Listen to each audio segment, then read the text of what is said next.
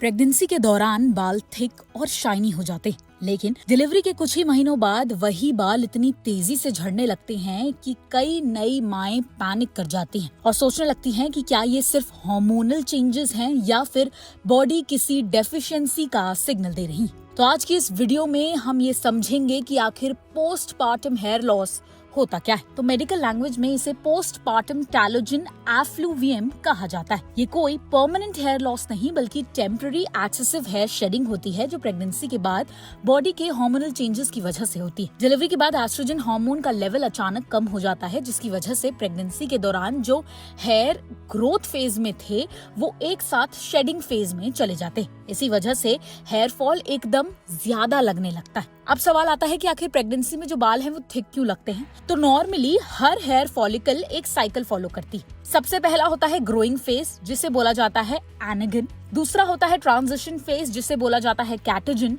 और तीसरा होता है रेस्टिंग एंड शेडिंग फेज जिसे बोला जाता है टैलोजन। प्रेगनेंसी के दौरान एस्ट्रोजन लेवल हाई होने की वजह से हेयर ज्यादा टाइम तक ग्रोइंग फेज में रहते हैं, इसलिए हेयर नेचुरली थिकर और फुलर दिखते हैं। लेकिन डिलीवरी के बाद हार्मोन लेवल नॉर्मल होते ही बॉडी एक साथ उन हेयर्स को शेड करना शुरू कर देती है जो प्रेगनेंसी में रिटेन हुए थे। अब समझते हैं कि आखिर डिलीवरी के कितने दिन बाद हेयर फॉल शुरू होता है। जनरली जो पोस्टपार्टम हेयर फॉल है वो डिलीवरी के 2 से 4 महीने के बाद स्टार्ट होता है। हेयर शेडिंग का पीक 3 से 5 महीने पोस्टपार्टम के बीच हो सकता है और इस फेज में रोज के मुकाबले काफी ज्यादा हेयर फॉल नॉर्मल माना जाता है। यह हेयर फॉल जो है वो कितने टाइम तक नॉर्मल है, तो अगर हेयर फॉल जो है वो आपका 6 महीने के अंदर ग्रेजुअली कम होने लगे या फिर 6 से 12 महीने के अंदर हेयर दोबारा ग्रो करने लगे तो यूजुअली ये नॉर्मल पोस्टपार्टम रिकवरी का पार्ट होता है। कई वुमेन्स को बेबी के फर्स्ट बर्थडे तक हेयर की जो थिकनेस है वो वापस मिल जाती। अब कब समझें कि प्रॉब्लम जो है वो सिर्फ हार्मोन्स की नहीं है। अगर जो आपका हेयर फॉल है वो 6 महीने से ज्यादा कंटिन्यू रहे, हेयर पैचेस या फिर बॉल्ड स्पॉट्स बनने लगे,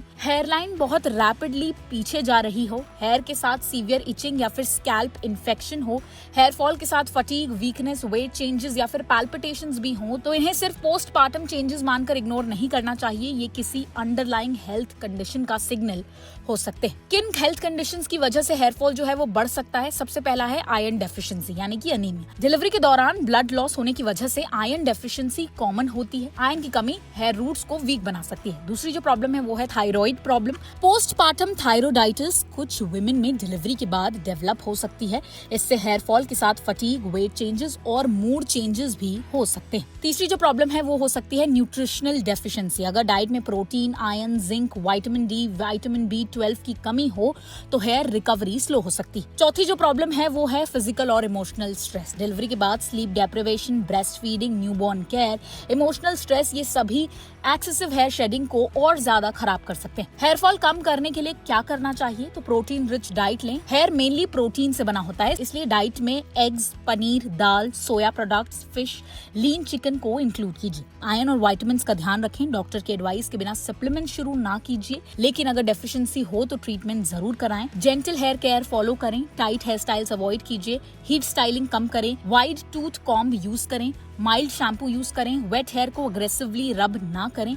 स्ट्रेस मैनेज कीजिए। न्यू मदर्स के लिए प्रॉपर स्लीप मुश्किल होती है, लेकिन जितना पॉसिबल हो रेस्ट लें, फैमिली सपोर्ट लें, हाइड्रेटेड रहें, बैलेंस्ड मील स्किप ना करें। ओवरऑल रिकवरी के लिए बहुत ज्यादा इंपॉर्टेंट हो जाता है। क्या हेयर ऑयल या फिर शैम्पू से हेयर फॉल रुक जाता है? ये भी सवाल आता है बहुत लोग के मन में। तो रियलिटी ये है कि पोस्टपार्टम हेयर लॉस का मेन रीजन हार्मोनल चेंजेस होते हैं, इसलिए कोई भी शैम्पू या फिर ऑयल ओवरनाइट हेयर फॉल नहीं रोक सकता। हेल्दी स्कैल्प मेंटेन करना हेल्पफुल है, लेकिन मिराकल प्रोडक्ट्स के क्लेम पर ब्लाइंडली ट्रस्ट नहीं करना चाहिए। अगर हेयर फॉल प्रोलॉन्ग्ड हो या फिर बहुत सीवियर लगे तो डर्मेटोलॉजिस्ट से कंसल्ट करना बेस्ट ऑप्शन माना जाता है। अब डॉक्टर से सलाह कब लेनी चाहिए? तो अगर हेयर फॉल 6 महीने से ज्यादा कंटिन्यू हो, बॉल्ड पैचेस नजर आए, स्कैल्प में रेडनेस, इचीनेस या फिर इन्फेक्शन हो, हेयर फॉल के साथ वीकनेस, डिजीनेस या फिर अनएक्सप्लेन्ड वेट चेंजेस हो, फिर चाहे वो वेट लॉस हो या फिर weight gain, family history of severe hair loss हो और अगर डिलीवरी के 1 साल बाद भी हेयर ग्रोथ रिकवर ना हो तो डॉक्टर से कंसल्ट करना और एडवाइस लेना बेहद जरूरी हो जाता है। डिलीवरी के बाद हेयर फॉल देखकर घबराना नेचुरल है, लेकिन ज्यादातर केसेस में ये बॉडी का